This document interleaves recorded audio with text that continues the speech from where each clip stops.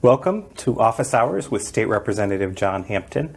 I'm John Hampton, and I'm thrilled to welcome you to another episode. Cybersecurity is a major state and national issue.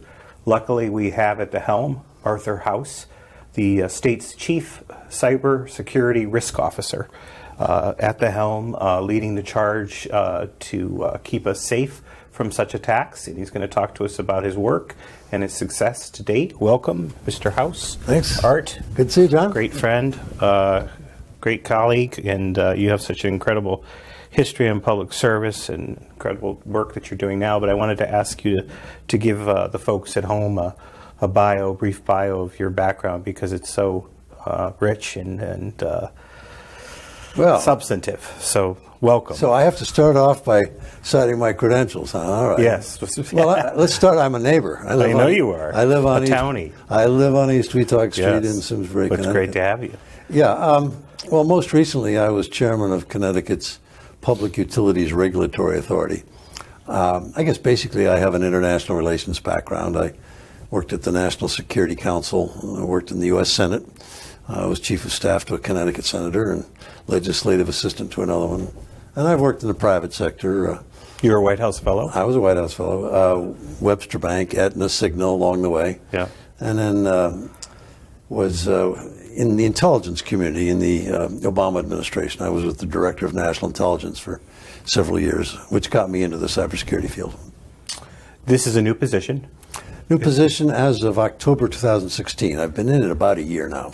About a year. Is it a cabinet level position? It's pretty ad hoc. Okay. The governor said, here, go do this. I said, yes, sir. I report to Mark Raymond, the chief information officer. It's a unique position. I haven't found a real counterpart in another state. Really? Yeah. So we're taking the lead in this issue. Well, we are. In many ways, we are taking the lead. But my job is to create a strategy, cybersecurity strategy for the state of Connecticut, and to follow that with an action plan. We did the strategy. It was completed in July. The governor announced it. And the next phase is to turn that strategy into an action plan. How big is the problem of cybersecurity in the nation and world? And is it bigger than we think, the risks? It's big. It's bigger than we think. It's getting worse all the time. Well, I guess one thing I'd say, John, that's kind of upsetting is that, how did we get here? We got here because we created the internet as a means for trusting people to share information. It was a group of professors and defense officials in the United States across the country to communicate if they had to and send a lot of information, especially in the event of a nuclear exchange. And they trusted each other and created this. Well, now it's worldwide, and the world does not trust each other. And there are good citizens and there are bad guys out there. And so we are very, very vulnerable. And the ability for offense grows much faster than the ability to defend. So, yeah, I think nothing is safe is the way to answer your question. And if people thought, gee, big corporations must be safe, no. I mean, we've seen example after example of large corporations penetrated. Well, the military must be safe. No, our military has been penetrated. And so have our intelligence agencies, which are in the cybersecurity business. I mean, just a few months ago, we understood that our hacking tools that we use to break into other countries' cyber systems were stolen from the National Security Agency. So how big is the problem? Well, it's very big. You don't want to be alarmist, but nothing is safe, I guess, is the answer to your question. What does your strategy entail?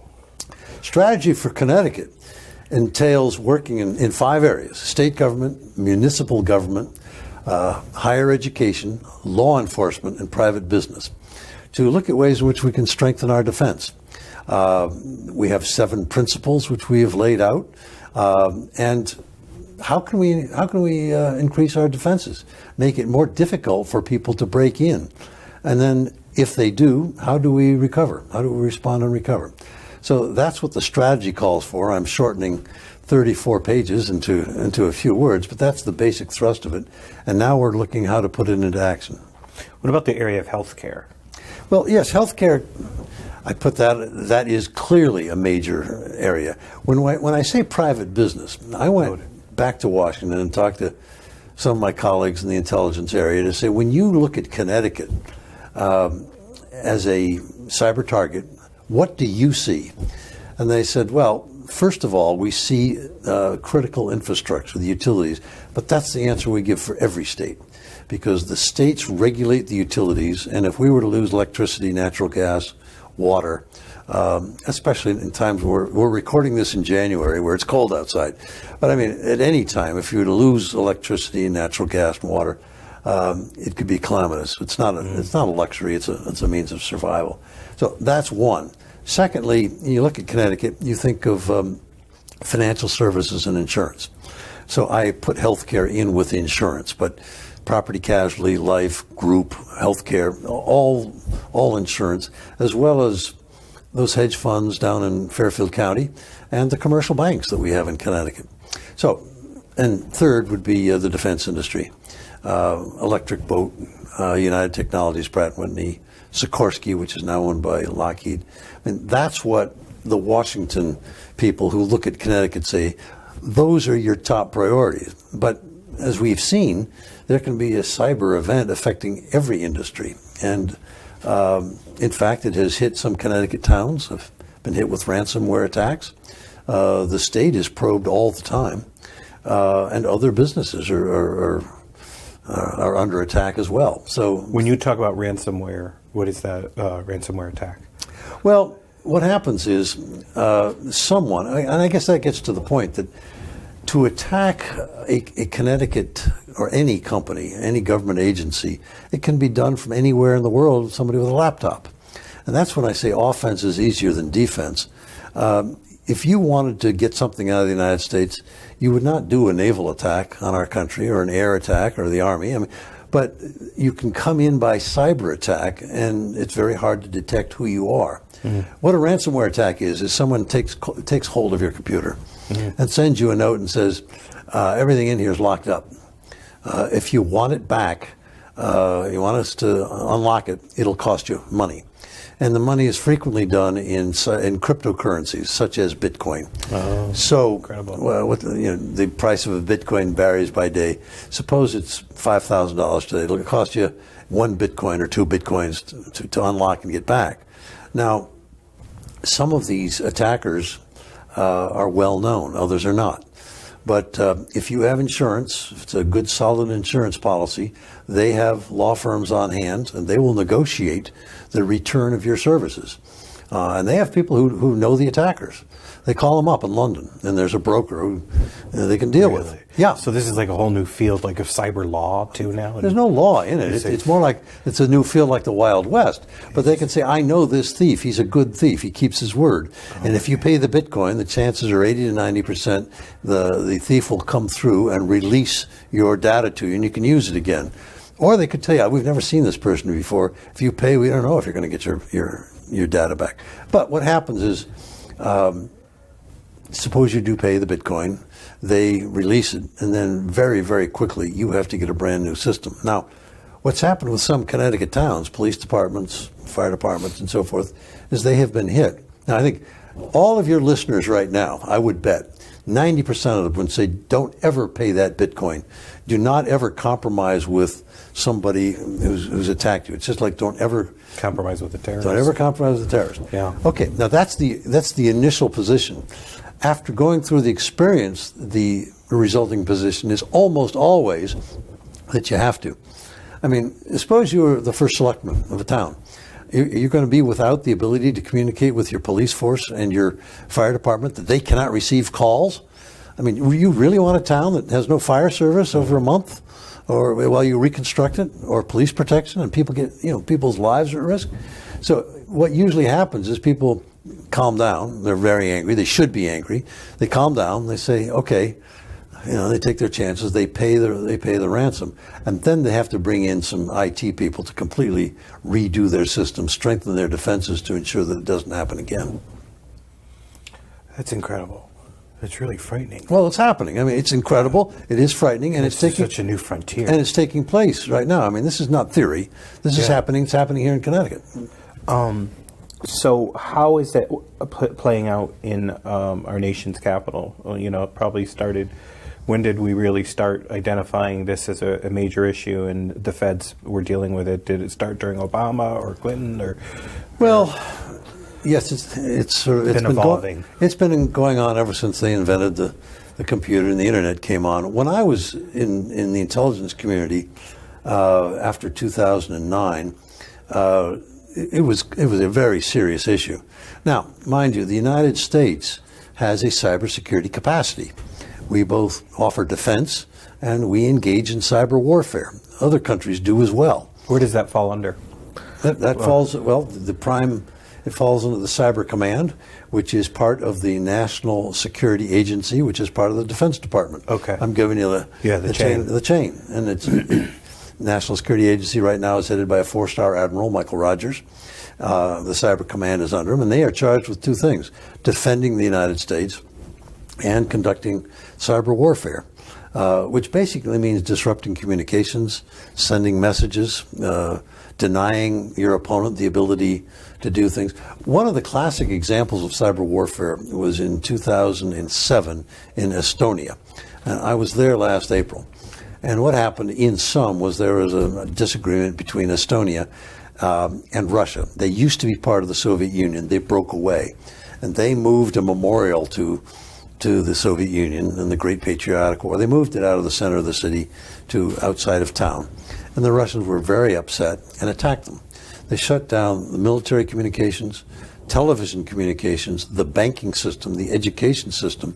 And Estonia, I mean, the tag word for it is they got fried. I mean, they basically had any information that could be transmitted digitally or the computer, the internet, was denied to them. They recovered. And now they are one of the most solid, advanced cybersecurity countries in the world. Really? Yes, because they've seen what can happen. They've suffered it. I mean, it's you know, if you've seen a big fire, maybe you'll set up a fire protection system. I mean, sure. So they, it's a small country, but they have a very strong defense. Now, when I was there, I presented Connecticut's strategy, and the Estonian said, it's very much like ours. And I said, great, I'd like to see yours. They said, no, it's classified, but we're on the same track. And we talked about commonalities and things we could do together. And quite honestly, I would rather deal with and learn from a country which has undergone a cyber attack than to go to a lot of seminars and webinars and talk to theoreticians and consultants about what might happen. You don't have to tell the Estonians that cyber is a weapon and that it can deliver severe consequences to your country. They've lived through it and they've created their own countermeasures to help prevent it from recurring. And you're not seeing a lot of models to your position, you said, in other states. They're not really taking... Well, I think that's right. Yeah, I mean... so again, it's uncharted territory. It's uncharted territory. That's as you know very well, that states regulate public utilities. Yep. It's not done by the federal government. Yeah. States are also in charge of disaster response and recovery. In other words, if you're hit by a hurricane or an ice storm, the feds don't come in and open up a warming shelter and provide food and water and so forth. The states do. So yes, the states have a very critical role to play in this. Connecticut was one of the first ones to get out in front, but I'm very, very adamant in saying that doesn't mean we're safe. I mean, the state is attacked every day. And we have defenses, and there's no such thing as cybersecurity. There is you can win hour by hour, day by day, but you start the fight again the next day. And the moment you say, we think things are pretty good around here, you're in trouble. So, yeah, Connecticut is working very hard. It takes it quite seriously, but we would be the last to say that everything's fine. It is not fine, and it's something you have to keep working on all the time. Well, it's because, too, obviously the technology is just constantly changing and upgrading, and I mean, you see it with our phones. It's the next day, every day there's a new phone coming online, a new gadget, so you're just seeing, it's hard to keep up with that, right? Yeah, but you can defend, John. I mean, take this term, the Internet of Things. Yeah. A lot of the cable and communications companies will sell you a product that will You can open your garage door or close it from work. You can turn the thermostat up or down. A refrigerator that will tell you you're low on orange juice, all that sort of stuff. Well, each one of those is a possible penetration platform to get into your system. Do you really need that? My answer is you do not. We don't need an Internet of Things. We need an Internet of secure things. And I think every consumer, whether a business, an individual, a private practice, needs to say, what are our vulnerabilities? And do we really need all the vulnerabilities? And secondly, what are our defenses against them? And that means keeping up the speed. Do your patching when you need to patching. Keep a fresh password. Do all that sort of thing. And frankly, most people need help. It's tax season coming up. Most people need the help of some professional person to do their taxes. Well, that's really where we are in cybersecurity as well. You need firewalls, you need patches, you need a system that is secure. And more, the individual citizen, the private company, is unable to provide adequate defense alone. You need professional help because the attackers are professionals. Where do you think our biggest vulnerability is? In what area? I mean, you mentioned defense, you mentioned business. Well, everything's vulnerable. Wide open. Yeah, sure, everything's vulnerable. I am pleased that the utilities in Connecticut decided to work with the state voluntarily on 3 points: annual reviews, having 4 Connecticut officials have a look at how they're doing, and using a standard that they choose by themselves. So there are 4 companies: Eversource, Avangrid, Connecticut Water, and Aquarian, and we review them every year. Now, that doesn't mean they're safe, but we know what they're doing. We know that they're taking it very, very seriously, and that's a good starting point. Now, everything is serious, John. I guess the breaking point, if you were to see an attack on cybersecurity for our critical infrastructure, would be water plants. In other words, near and dear to my heart, statewide water plant we got. Statewide water plant. Good for you. By the way, I remember when you initiated that, and you're to be all right. I'm your guest, but I commend you for starting that initiative. That's a good example. It's a good example. Now, half of our electricity in New England is generated by natural gas. If by a cyber attack you were to cut the flow of natural gas to New England, you'd have an awful lot of electricity that would no longer operate over a period of time. We have fireplaces. We can put on an extra blanket, another can of soup. But once you can no longer purify water, people will leave. They'll out-migrate. They can't live without water. And so you say, where are the vulnerabilities? That's one. That after you no longer have fresh water to drink or a sewage system, you have to leave.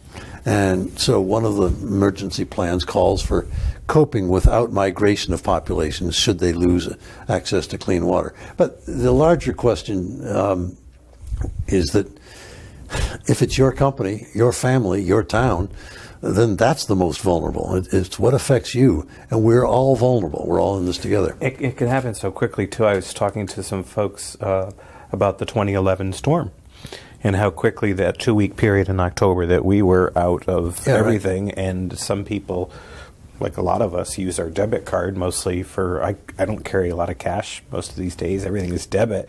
And, people were panicking over gas and food and milk and how quickly. Yeah, right. I mean, Simsbury got through it, the state got through it. But, it can happen just in a heartbeat where you become really vulnerable in terms of your personal security. We don't want to get into have people panic and so forth, but I will say people who've studied this, a lot of them keep a stash of $20 and $50 bills in a special envelope in a secure place in their house. Because exactly if that were to happen and you don't have a debit card, suppose the banking system's down. Yeah. Sure. But an overall point for this is plan ahead, have a kit. Think about what you would do. How would you filter your water and how would you communicate with your family members? I mean, we all have to have our own individual plans, just as we would with a hurricane or an ice storm. So what do you recommend for people's cybersecurity kit? First of all, get an advisor. Yeah. They're out there. You don't need a national level one. There are plenty right here in the Farmington Valley. How secure is my internet, my smartphone, my computer, and my children? Do I have a good firewall? Do I have a good protection? Is my password a good one? Do I have the patches I need to have? Think of it like a thief who goes through the neighborhood, and if you see certain symbols on windows that say you're protected by ADT, whatever the system is. Yeah. I mean, and it looks like it's well lit and so forth. I'm not going to go to that one. I'm going to go to one that's easier to break into. Exact same thing for cybersecurity. So as a legislator, obviously, I get information and from people, constituents, and so that's sacrosanct and protected, you hope, but that's a concern too, is how people could hack into the state system. The state system. That's absolutely right. State government. And state government is one of the 5 areas we're looking for both in our strategy and our security plan, our action plan. But John, one of the things that's happened in Connecticut, and I think it's because we are a state with a very high literacy rate, a relatively sophisticated populace that demands a lot of its elected representatives, is what has happened here is happening in other states as well. It is no longer acceptable for a governor, an elected official, when asked, what's the state of our cybersecurity, to answer, I don't know. 10 years ago, you'd say, I don't know. That's okay. I mean, it's a sophisticated field, and I'm not in that. Today, you can't do that. And that's one of the realities that produced the strategy and the action plan that we have for our critical infrastructure for public utilities. The governor said, I want to know. And said, House, you go put it together. And I did. And he announced it. He had the press conference. He held it. And he held it with legislative leaders and with the CEOs of major utilities and said, we're going to do this. Well, it's the fact that public officials now need to know. They need to tell their constituents, I care about this, and I have some sense of what's going on. I think it's healthy. What can we do as legislators to help you now and moving forward? Well, we'll have this action plan ready. Bring us in and ask us to explain it. Be glad to do that. We also need to find a way to work. I would like to work voluntarily with business. We've proved that we can do that with the public utilities. How are we going to do this with the business community? I hope we can do it through collaboration and voluntary work. In New York, they're taking another route. They're going the legislative and regulatory route. And that you are obliged by law to report a cyber incident. You're obliged to take certain steps. We're not there in Connecticut. We may need to be if we can't get together with the private sector to come up with voluntary action on this. But that's an interesting point. I'd like to do more by collaboration, and I hope that's the route we take in Connecticut. Yeah, no, we'd love to support your efforts, of course, in the legislature, and you have my commitment to do anything I can do to help it, because it's so important, and it sounds like you're doing a lot on your own with limited resources and getting a lot done, but your head must spin every day. Well, I think people worried about Connecticut spending would be pleased to know that I have no staff and no budget. But I am able to draw on resources wherever I can find them. There are partners within the state and in the private sector and elsewhere who have offered to help. And I do find it's an issue of public concern. I get asked to do a lot of public speaking. People know that it's a problem. They want to know, why is it a problem? What can they do about it? So this is what community television is all about. This is exactly, yes, it is a public problem, and it's a global problem. But what can we do about it here in Simsbury, here in Connecticut, here in New England, here in the United States, to strengthen our defenses? Well, you must be getting a lot of calls from other states, inquiries, I do. You're setting a model in and of itself for others to. We do get some calls. Building a coalition. I get invited to go to a bunch of conferences nationally, and how's this working in Connecticut and so forth. People are looking for solutions, and we were one of the first states to post one, and so there's curiosity. How's that working? And how can we adapt that to our state? And have you made any mistakes that we could learn from? That sort of question. Yeah, that does come in. So you're 1 year in. We're in the new year now. So what's up front right now? Well, two things. First, we're going to have a second round of that review with the critical infrastructure with the public utilities. We had one round, and it worked very, very well. So we're going to do another one. That's for critical infrastructure. Secondly, is we're going to take this strategy and turn it into an action plan. And how that gets applied depends. I mean, I can give you a few things. In education, there are currently about 4,000 cybersecurity jobs unfilled in Connecticut. Wow. And they pay well. These are good paying jobs. But our education system is not producing what I call cyber warriors. Companies want somebody with a 2-year associate's degree in cybersecurity. We educated fewer than 40 of them a couple of years ago. So less than 1% of the demand is being turned out by our education system. We're addressing that. And those who are in charge of education in Connecticut understand that. So that's one of the concrete things we're going to do. We've got to increase the production of cybersecurity people because these are great jobs and we want them. And people who are trained in that area can earn a good living. Okay, that's one. Law enforcement. We need a stronger intelligence capacity, and we're looking at creating within the state police a center that can investigate cyber crimes. Right now, if you're a bank and you have a cyber incident, the FBI will come in or the Secret Service will come in. Suppose you're a real estate firm or a business on Hot Meadow Street or whatever, and something happens. You have to have a cyber investigatory authority you can call in Connecticut. So we're looking at the creation of one of those within the state police. Municipalities are rallying as well. They're taking this seriously.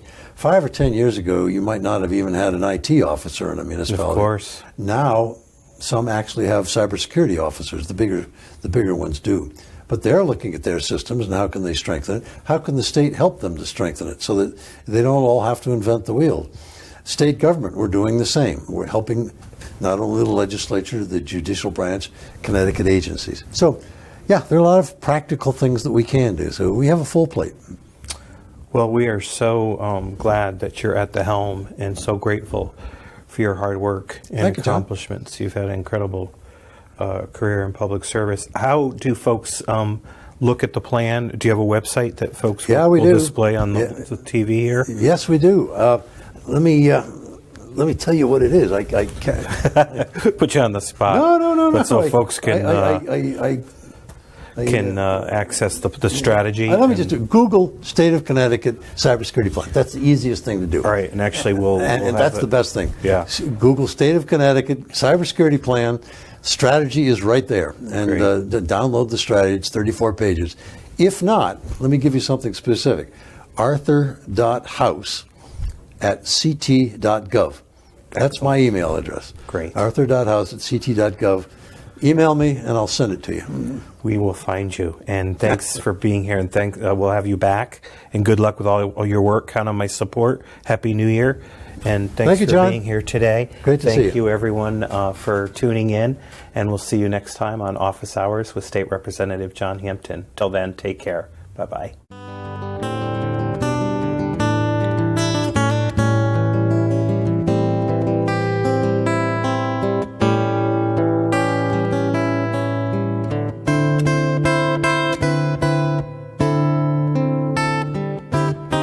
Funding for Simsbury Community Television is provided in part by contributions from viewers like you. Thank you.